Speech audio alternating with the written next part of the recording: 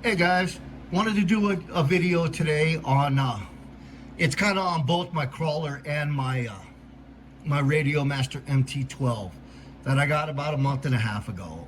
I just wanted, it's a great transmitter.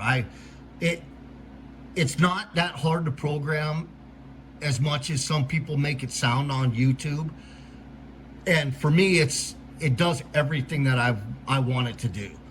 So it's a great quality transmitter. I know there's been guys on here that have said it's a beginner transmitter, and there's other ones that say that they want it to have pro features and stuff like that they don't think it has. And I guess what you can say is it doesn't have them out of the box, but you can program them into it.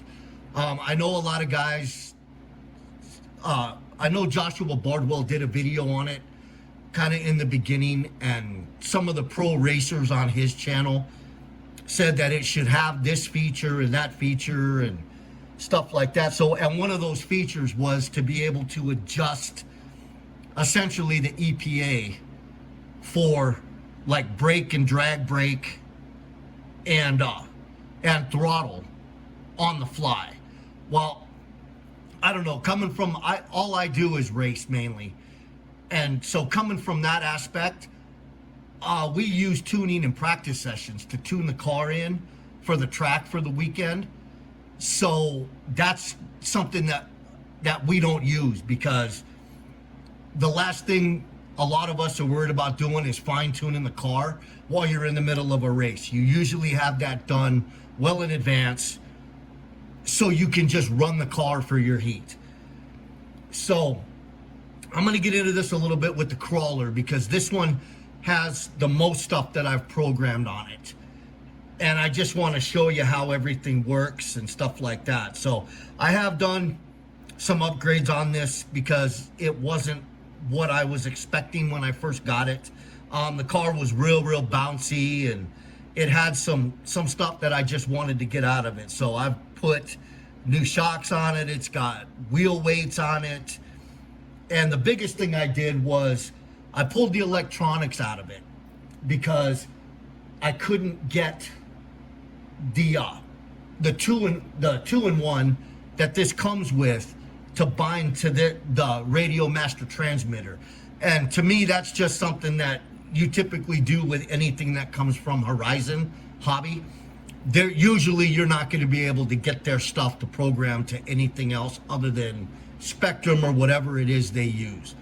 So that being said, I pulled all the electronics out of the car. I still have everything because I may go back and test it down the road or whatever. But so I pulled everything out of it, and I put a censored brushless system in it.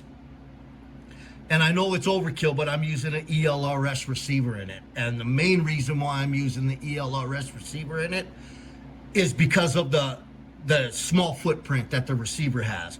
And it allowed me to fit the body on the car better and keep everything underneath. As you can see, I'm using magnets on it instead of the Velcro that it comes with from the factory, just because it secures the body better and I think it looks better. So it's got shocks on it, like I said. As far as upgrades, I haven't upgraded the servos yet, but I have upgraded the arms on the servos to get rid of the servo savers that were on it. And let's see, what else did I do? It's got an aluminum motor plate, Endura aluminum motor plate on it, so you can adjust for different gear ratios and stuff like that. So that's about it for the major upgrades on it. The big thing is the programming on the transmitter. So I'm gonna try to do this so you can kind of see both if you can. So hopefully you can see this here. I've got it set to the model for the AX24.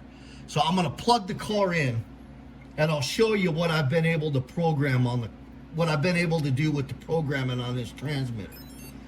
So the biggest one is the steering. Okay, so I've got that set up on a trim switch here. Okay, so what you can do is if you watch the screen up there, you should be able to see where it says front. And if I turn the wheels, you can see that just the front steers. Okay, then you click this up once, and it does mirror steering. And now if you watch, it'll move the front and the back together. Okay. Then, if you click it up one more time, you've got just rear steering on the back of the car. And then the fourth channel is what they call crab steering, which lets it crab steer. So I'm still brand new to the crawler thing. Excuse me. I'm still brand new to the crawler thing, so I'm still learning about this and what the car is actually capable of doing and stuff like that. And then the other one, I guess you might be able to call it an advanced feature or whatever, is this is kind of like, this is what I do in place of what those guys were talking about on Joshua Bardwell's channel, as far as having to be able to adjust the throttle on the fly. Why you would do that in a race is beyond me. But so anyway, if I want to slow the car down for a kid or somebody to be able to drive it, or somebody brand new to driving this stuff, I've set up this switch underneath the transmitter right here. It's a 3-position switch. So when it's all the way back, the ESC is set to 50%. Okay? And if you put it in the middle, that's 75%. And then all the way up is 100. Now, you really don't notice much of a speed difference between 75 and 100 because it's already pretty much going full throttle. But you can hear it when it slows down at 50%. So that's the stuff that I've done on here, and so to make this easier for other people to drive and stuff like that. The other reason why I went to this transmitter is because I knew that I was going to be getting into running mini Z's and stuff like that.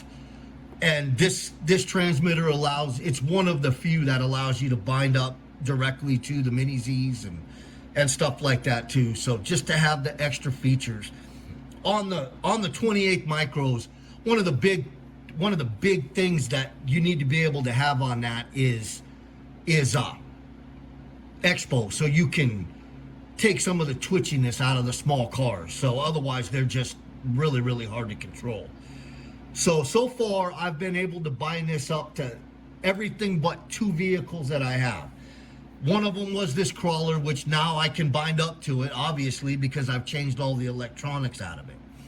And the other one that I haven't been able to get it to bind to, that I'm hoping to be able to in the near future, is I bought one of the associated F28 F1 cars, and the transmitter's terrible on that car. I love associated products, but the transmitter is the downfall of that car.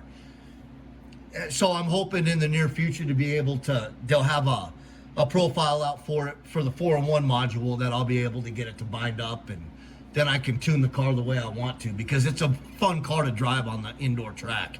And I think it would work out really well as like a spec race car for what we do, race it in the garage and at the Mini Z tracks and stuff like that. And it's a less expensive car than a Mini Z. So anyway, I just wanted to give you guys a little bit of background on my experience with the Radio Master MT12. And for me, it's a great transmitter. It's there, like I said, there is a learning curve to it, but it's not huge. I mean, it's not something that you can't figure out with spending a little bit of time with it. But if you want plug and play, this is probably not the transmitter to go with, especially if you want to do advanced features.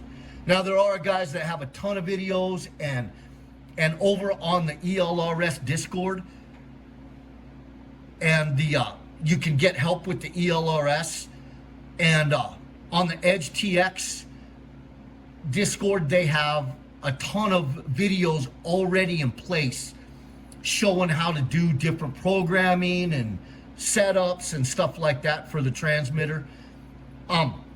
One thing that you need to keep in mind if you get this transmitter, the firmware on it right now is kind of like they put it together specifically for Radio Master for this to release the transmitter. I've been in touch with the devs at Edge TX, and they did say when I think it's version 10 releases, which is I think is going to be the next big release, this transmitter will be 100% fully supported, so it will probably have its own firmware. It's because it's a surface transmitter, which is awesome. They've just changed some of the stuff from the air firmware to make it to where it's applicable to people with the surface. They changed like the flight modes. I noticed they on the air transmitters it's flight modes, and on the MT12 it's drive modes. So they program the same. Edge TX programs the same way, that whether it's air or surface. I went with the 4-in-1, like I said, because I wanted that module internal so I could bind up the other stuff that I have and run it internally, and then I just run an external ELRS module on it when I want to run ELRS.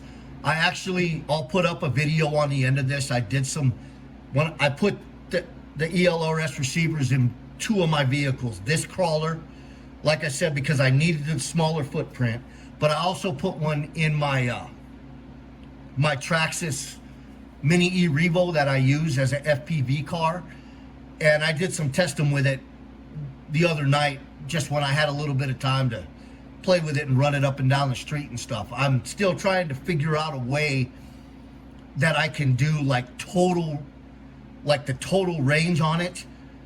If you go one direction, I just don't have an area big enough right now to do it. Because if I use my GNSS, it's going to give me the total. So if I go one way down the street and then come all the way back up, all it's going to give me is the total of everything. And I would like to be able to break that down into legs. So that's something I still got to figure out. So, but I will. So I will put a link to my Discord also in the description. If you would like to join my Discord, I spend a lot of time over there helping guys with ELRS and with Edge TX and stuff. So that's where you can get a hold of me easier on this subject, because the tools over there are easier for me to help people than it is on the YouTube platform. I can help you through instant messages over there, to where I get the messages directly, so I get them right away, and it's easier for me to help you in a shorter length of time. And I can also do like one-on-one video calls to walk you through what you need to do to help get it set up, stuff like that. So like I said, I'll put a link in my Discord, or I'll link to my Discord in the video details if you want to get a hold of me over there. And then I'll put some video on the end of this of me running with the FPV on the Mini E Revo. So I'm gonna go run some cars today, this afternoon, because it's a nice day out finally, and I want to charge some up and do some testing and stuff like that. So I will talk to you guys in the next one, and then hopefully I'll have some more videos put together on some of the stuff that I've changed on vehicles and stuff like that. So I will talk to you guys in the next one.